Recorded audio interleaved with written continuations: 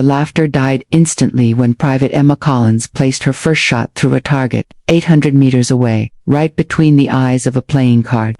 20 male soldiers who had been joking about the little girl with the big rifle, suddenly, couldn't find their voices.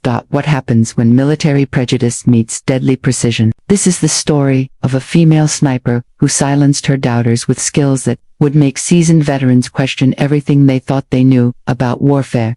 Private Emma Collins stepped off the transport truck at Fort Benning, Georgia, carrying a duffel bag that seemed almost as big as she was. At 19 years old and barely 5 feet tall, she looked more like a college freshman than a potential Army sniper. The other soldiers gathering for sniper school noticed her immediately. In a group of 30 candidates, Emma was the only woman, and by far the smallest person in the formation. "Look what we got here," whispered Sergeant Torres, a veteran of 2 Afghanistan deployments, who stood 6 feet 4 inches, and carried himself like he owned the shooting range. Somebody's little sister wandered into the wrong training program. The comment drew quiet chuckles from the men around him. These were experienced soldiers, Marines, Army Rangers, Special Forces operators who had earned their way into one of the military's most exclusive programs through proven combat performance. Emma heard the whispers but kept her expression neutral. She had dealt with doubters her entire life. Growing up in rural Montana, she had been the only girl on her high school shooting team, the only female hunter in her family, the only woman in most rooms where firearms were discussed seriously. Staff Sergeant Michael Rodriguez called the group to attention, a 20-year veteran with tours in Iraq, Afghanistan, and Syria. Rodriguez had trained hundreds of snipers during his career. His weathered face showed the kind of experience that commanded instant respect. "Listen up," Rodriguez barked. "Over the next 8 weeks, most of you will fail. Sniper school has a 70% washout rate. The military doesn't need average shooters. We need precision instruments who can make impossible shots under extreme pressure." He walked slowly through the formation, making eye contact with each candidate. When he reached Emma, his expression didn't change, but several soldiers nearby smirked at the size difference. "This program will test everything you think you know about shooting, fieldcraft, and mental toughness," Rodriguez continued. "Physical strength matters, but precision matters more. Intelligence matters, but discipline matters more. Some of you think you know what it takes to be a sniper. You're probably wrong." The first week focused on basic marksmanship fundamentals, breathing techniques, trigger control, reading wind conditions, calculating bullet drop over distance. Emma approached each lesson with the methodical focus she had learned during countless hours hunting deer and elk in the Montana wilderness. While other candidates joked and socialized during breaks, Emma studied ballistics charts and practiced dry fire exercises. Her quiet intensity made some soldiers uncomfortable, but she didn't care about their opinions. Sergeant Torres made his feelings clear during the first week of training. "Rodriguez, with all due respect, why are we wasting time with Collins?" he asked after a morning session on the rifle range. "She can barely carry the M24 system, let alone use it effectively in combat." Several other candidates nodded in agreement. The M24 sniper weapon system weighed over 12 pounds without optics and ammunition. Emma struggled visibly with the weight during movement exercises. "Torres," Rodriguez replied calmly, "I've seen big, strong soldiers who couldn't hit the broad side of a barn, and small shooters who could thread a needle at 500 meters. Size doesn't determine skill." But privately, Rodriguez had his own doubts. The physical demands of sniper operations were extreme, crawling through hostile terrain for hours, carrying heavy equipment over long distances, remaining motionless in uncomfortable positions for entire days. Emma's small frame seemed poorly suited for those challenges. The second week introduced long-range shooting, targets at 300, 500, and 800 meters, wind conditions that changed by the minute, scenarios that required instant calculations and perfect execution. Emma's first shot at 800 meters missed the target completely. "Told you so," Torres muttered to the soldier beside him. Little girls in over her head. But Emma didn't react to the miss with frustration or embarrassment. Instead, she made careful notes about wind speed, temperature, and barometric pressure. She adjusted her scope settings and prepared for the second shot. This time, the bullet struck dead center of the bullseye. Rodriguez raised an eyebrow but said nothing. Lucky shots happened occasionally, even at extreme distances. The true test would come with consistent performance under pressure. By the third week, a clear hierarchy had emerged among the candidates. Torres led a group of experienced combat veterans who dominated the physical challenges and treated the program like a competition. Emma remained isolated, focusing entirely on the technical aspects of precision shooting. The other soldiers' attitudes toward her ranged from condescending amusement to outright hostility. During one evening meal, Corporal Jackson made his opinion clear. Collins, "You know this isn't summer camp, right?" Jackson said loud enough for the entire dining hall to hear. "When we deploy, snipers work in two-man teams. You think some Marine is going to trust his life to someone who needs help lifting her rifle?" Emma looked up from her food but didn't respond. She had learned long ago that actions spoke louder than arguments.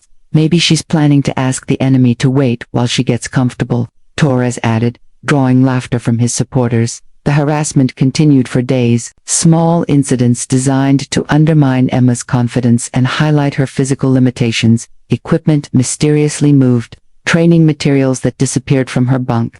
Comments just loud enough for her to hear.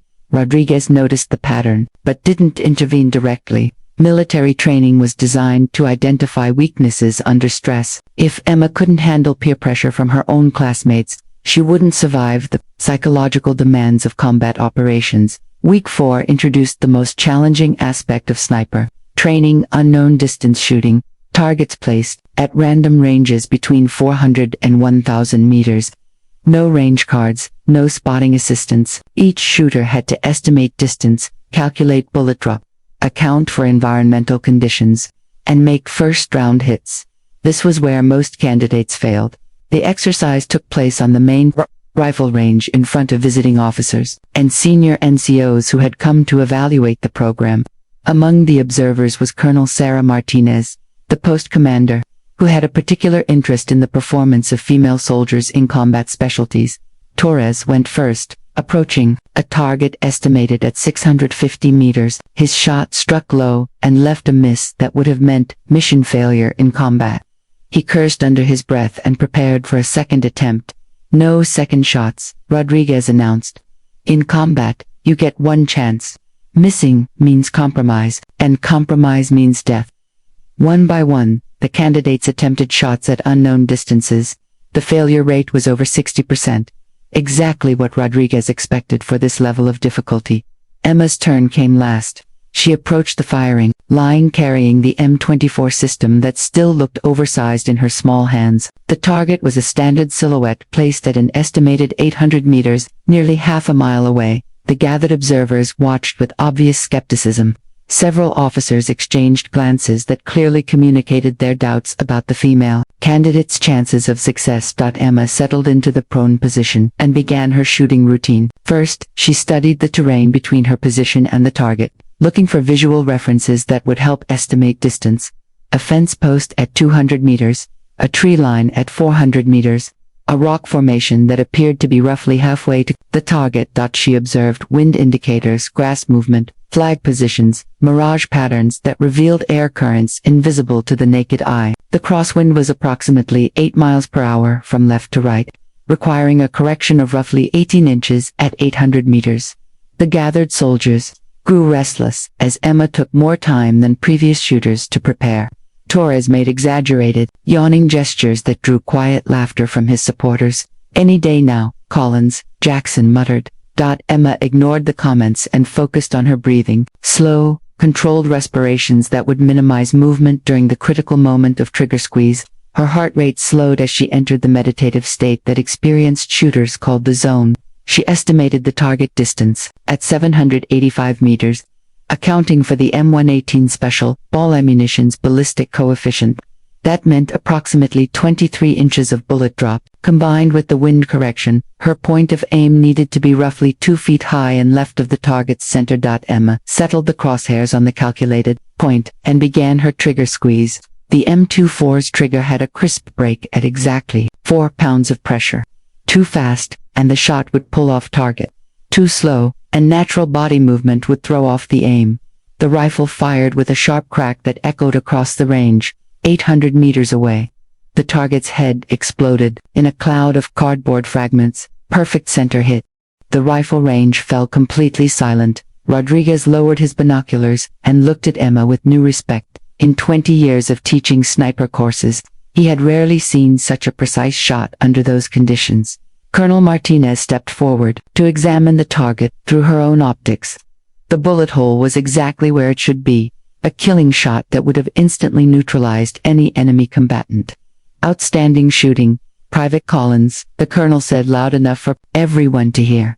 But Emma wasn't finished. "Sir, request permission to attempt the advance challenge," she said, her voice steady despite the attention focused on her. Rodriguez frowned. The advance challenge was a shot he demonstrated occasionally for experienced snipers, a playing card placed on edge at 800 meters. In 15 years of demonstrations, only 3 students had ever successfully completed it. "Collins, that shot is for demonstration purposes only," Rodriguez replied. "You've already proven your capability." "With respect, sir, I'd like to try." The gathered officers began talking among themselves. This was either supreme confidence or dangerous overreach. Either way, it would be memorable. Rodriguez considered the request. If Emma missed, it might undermine the confidence she had just gained. But if she succeeded, it would send a message about capability that transcended physical appearance. "Very well," he decided. "Set up the card."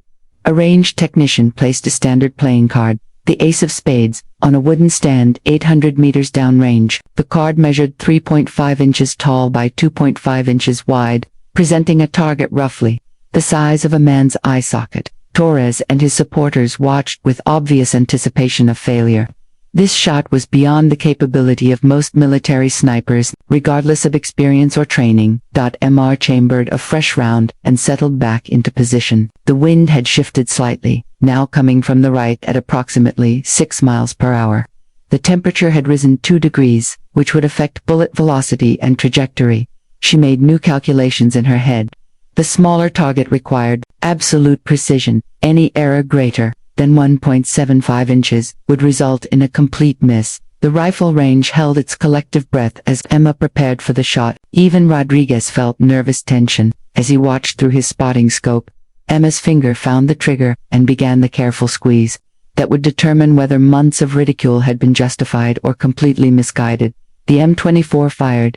800 meters away, the playing card disappeared in a puff of cardboard fragments. This time, the silence stretched for nearly 30 seconds. Then Colonel Martinez began clapping, followed by Rodriguez, then gradually, by every observer on the range. Even Torres found himself applauding, though his expression remained stunned.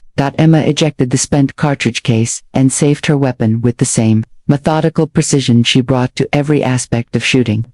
No celebration, no acknowledgement of the extraordinary nature of what she had just accomplished. "How?" Torres asked, approaching her with obvious bewilderment.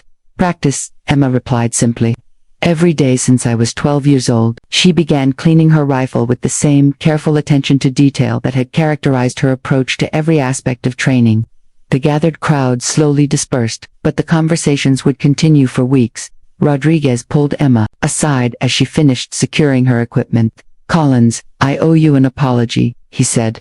"I let my assumptions about physical capability cloud my judgment about shooting ability." "No apology necessary, sir. Results speak for themselves. That shot you just made, I've seen maybe 3 people accomplish that in 20 years of teaching. 2 were special operations snipers with multiple combat deployments. The 3rd was an Olympic shooter."